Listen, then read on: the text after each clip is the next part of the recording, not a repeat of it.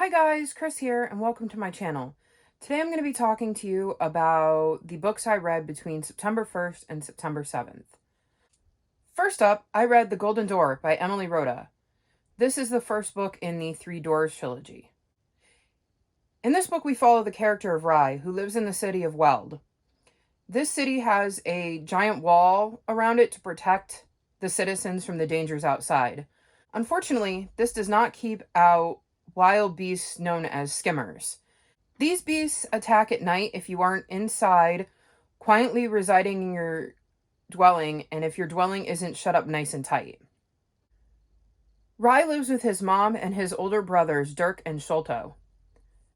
As attacks from the skimmers increase, the warden of this city decides to offer a reward for anybody age 18 or older that is willing to leave the city and go find who is sending the skimmers. First, Rye's oldest brother Dirk goes off, and then a year later his other brother Sholto goes off, leaving him alone with his mom. Neither of his brothers return.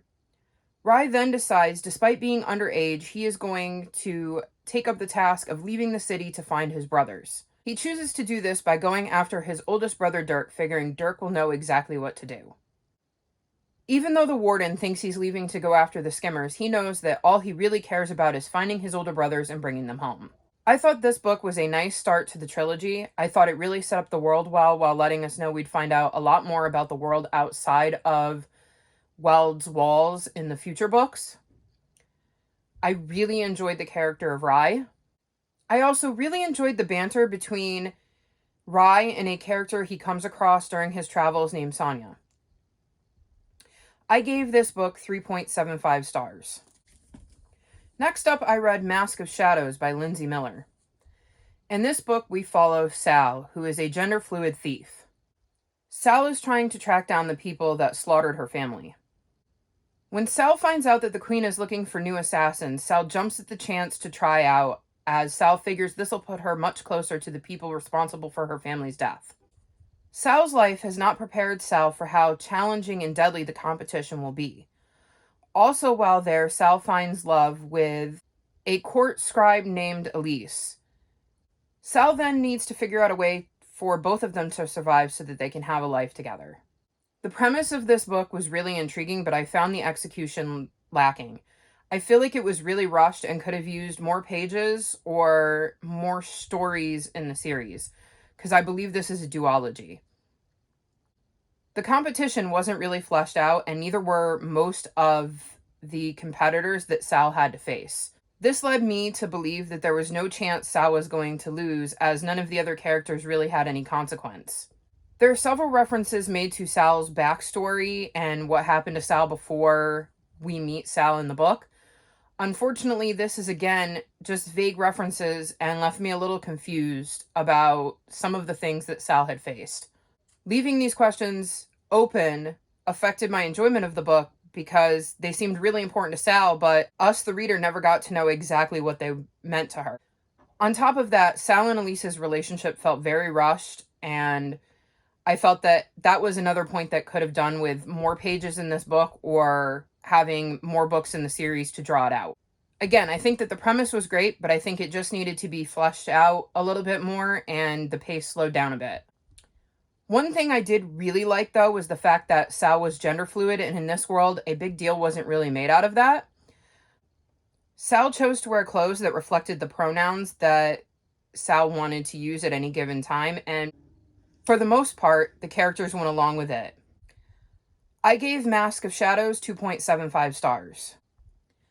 Next up was You Should See Me in a Crown by Leah Johnson. I gave this book 4.25 stars. In this book, we follow Liz, who is trying to get scholarships so that she can go to college and not have to depend on her grandparents to help her out financially.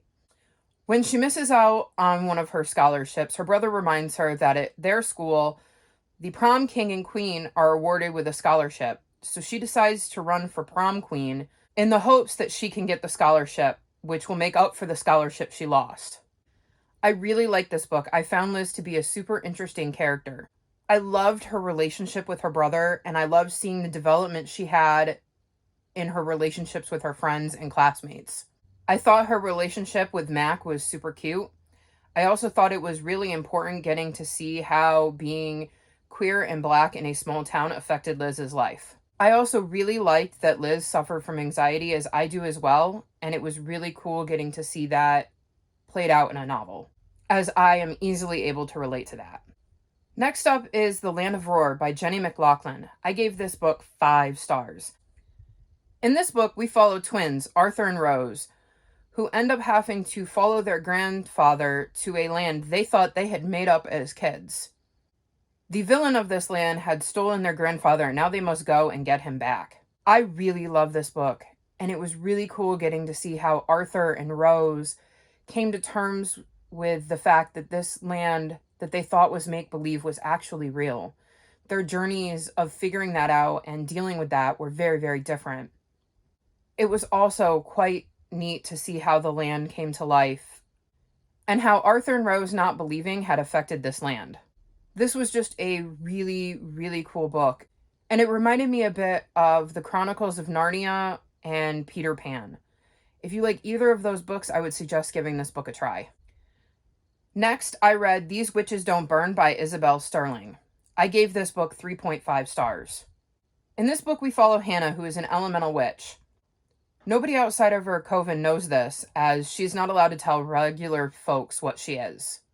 After finding evidence of a blood ritual at a party, Hannah is worried that a blood witch is in town. Unfortunately, the only person who thinks this as well is her ex, Veronica. Despite trying to move on from Veronica, Hannah is forced to team up with her to figure out what exactly is going on in her town. I thought this was a really solid book. I really liked Hannah. It was interesting to see how close she was with her best friend Gemma, despite the fact that Gemma has no idea that she's a witch. It's also interesting given the fact that Gemma's parents have an issue with Hannah liking girls. I really liked getting to see Hannah's budding relationship with Morgan, which she had to balance with dealing with her ex, Veronica. It helped to make her feel like a real person. I also really liked that this book wasn't just focused on the fact that Hannah was a witch. There were several twists and turns towards the end that I didn't see coming at all. These twists bumped this book up for me, and I really can't wait to see what happens in the sequel, as it left on quite the cliffhanger. The second to last book I read was A Treacherous Curse by Deanna Raybourn, and I gave this book 4.25 stars. This is the third book in the Veronica Speedwell series, so I can't really talk too much about what it's about, but in this book, Veronica is working to help track down a priceless diadem unearthed from the newly discovered tomb of an Egyptian princess. I really like the mystery in this book, as I have been obsessed with ancient Egypt since I was a kid. So it was really cool getting to have some of the ancient Egyptian culture brought into this book. I had no idea where it was going or who could have possibly taken this diadem. I also really liked getting to see how Veronica's relationship with one of the characters in this book grew. I'm really interested to see where Veronica goes from here. And the last book I read was The Graveyard Book by Neil Gaiman. I listened to this on audiobook, and Neil Gaiman is such a fantastic audiobook narrator. Unfortunately, I only gave this book 2.5 stars. In this book, we follow Nobody Owens, who is being raised by ghosts in a graveyard after his parents were murdered when he was a toddler. As long as he stays in this graveyard, he is safe, as the person who murdered his family is still out there looking for him. This book was just okay for me. A lot of it felt very disjointed. I think this is partly due to the fact that each chapter or each section was a different point in Bod's life. This book starts when Bod is a toddler and ends when he's 15, so it spans quite a bit of time. Given that in each chapter he ages, it makes the chapters feel less connected. I also felt that we spent a good majority of this book with a lot of questions. For instance, why did Jack kill Bod's family? Why did no one look for Bod? How exactly is the graveyard set up for Bod to live? These questions either don't get answered, or they don't get answered in a way that I felt satisfied by. While I can't go into detail because it would be a major spoiler, the end of the book really bothered me, and I think that was a huge reason why I just didn't like this book. I know a lot of people love this book, but it just wasn't for me. So those are 7 books I've read recently. If you've read any of these books, feel free to comment down below and chat with me about it. I'll see you again next time. Bye!